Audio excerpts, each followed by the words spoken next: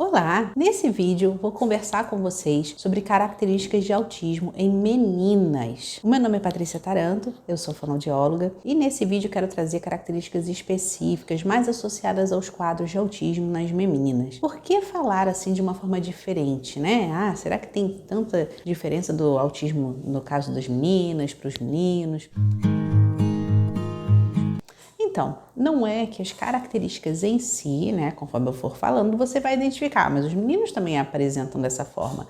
A grande questão é que nos meninos, a grande maioria deles não inicia esse processo de avaliação, de intervenção com a terapia, já numa situação de oralidade. Então, é muito comum a gente encontrar o atraso de linguagem no caso dos garotos.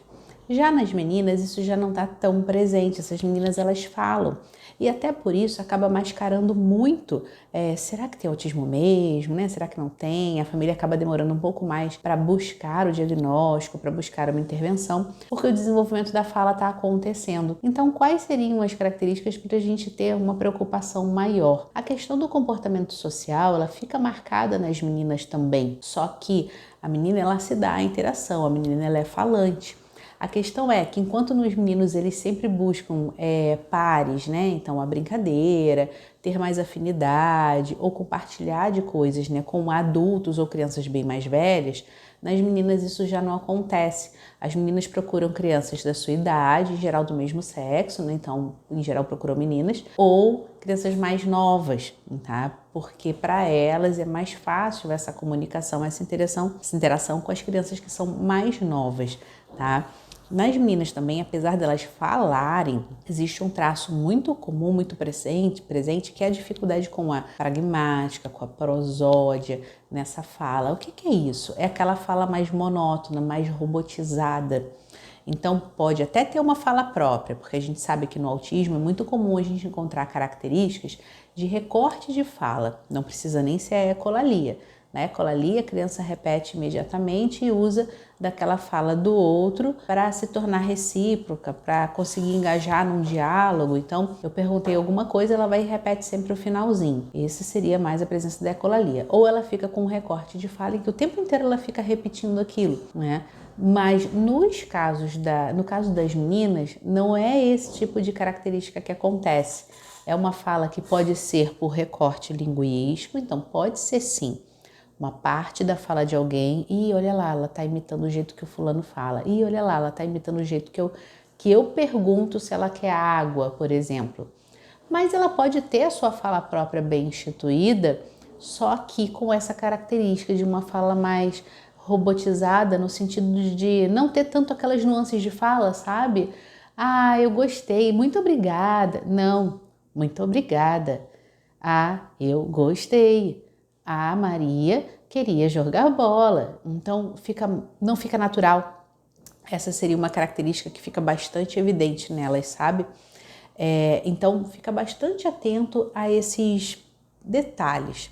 Outra questão em relação ao brincar. Então, essa menina ela tem um comportamento muito semelhante às outras, a não ser por essa preferência a crianças mais novas, né? Não se interessar tanto pelas crianças mais velhas. Mas o repertório da brincadeira também tem um certo detalhe.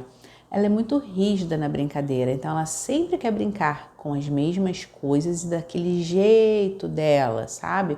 Ela não é flexível, então até por isso, se chega uma criança da mesma idade ou mais velha, essa criança vai querer entrar de fato na brincadeira. O que é uma brincadeira? A gente compartilha os interesses, os brinquedos e o fazer nesse brinquedo. Aí, com a menina no TEA, isso vai dar problema. Então, já é uma circunstância até natural que ela procure crianças mais novas, porque a criança mais nova, ela vai tender a acatar essa rigidez na brincadeira, né? Até porque o repertório da criança mais nova não é tão equivalente a uma criança que está mais velha. Vamos fazer um exemplo aqui prático, né? Então, eu tenho uma criança de 4 anos, eu estou num aniversário que tem um cantinho ali de brincadeira, ou eu estou numa reunião entre amigos e estão lá os filhos, né, as crianças. Essa criança de 4 anos, que está no TEA, menina, ela tende a buscar quem? A criança de 2 anos. E aí ela se faz brincar, né? Porque eu tô botando aqui entre aspas, né? Porque a brincadeira predispõe esse compartilhamento, como eu falei antes. E não é exatamente o que acontece ali. Então a criança, por ser mais velha e já ter o seu repertório, rígida nesse repertório, fechada esse repertório, ela tende meio que a manipular aquela brincadeira, ela não dá espaço para o outro. E uma criança de 2 anos talvez aceite isso com mais facilidade do que uma criança ou da mesma idade ou mais velha. Você há de concordar, né? Tenta visualizar aí a cena. Nesse sentido, essa criança ela também vai apresentar padrões, então, que é aquele cenário da brincadeira ele se repetir muito. Então, ela está sempre naquela mesma cena, ela está sempre buscando as mesmas coisas, né? Por mais que ela seja rígida na brincadeira, o déficit atentivo ele está presente também, porque a linguagem não está toda estruturada. Então eu me comunico, eu tenho um padrão articulatório até eficiente, bom, né? Mas a função da linguagem, a função comunicativa, ela é extremamente limitada no TEA. Principalmente nos casos da criança que está começando um tratamento ainda, né? Então ela consegue expressar o descontentamento, o desejo, mas lá ela não consegue engajar numa conversa, numa relação. Ela não consegue negociar coisas, tanto pela rigidez comportamental, tanto pelo déficit na linguagem, porque a linguagem tem como função isso também, a solução dos problemas, né? E a solução dos problemas passa pela negociação das situações de conflito. E no TEA eu vou ter muita dificuldade com isso. Um tanto quanto por isso também é muito comum a gente encontrar os casos de ansiedade nessas meninas, né? Então fiquem bastante atentos a isso, a criança que já está roendo mais a unha, está apresentando algum tique, algum movimento estereotipado, mas muito presente associado à questão da ansiedade. Porque, como eu falei antes, não é porque eu tenho uma linguagem oral constituída, formada, que a minha linguagem está completamente elaborada, tá? Então essas seriam as características mais comuns e que nos deixam atentos a essa menina quando a gente observa que tem algo naquele comportamento, naquele padrão comunicativo, que pode despertar uma preocupação e nos levar para uma avaliação com o neuropediatra, tá? Então, tá presente, o autismo ele é muito menos presente no caso das meninas. Para um autismo, a gente poder tratar assim como autismo clássico, né?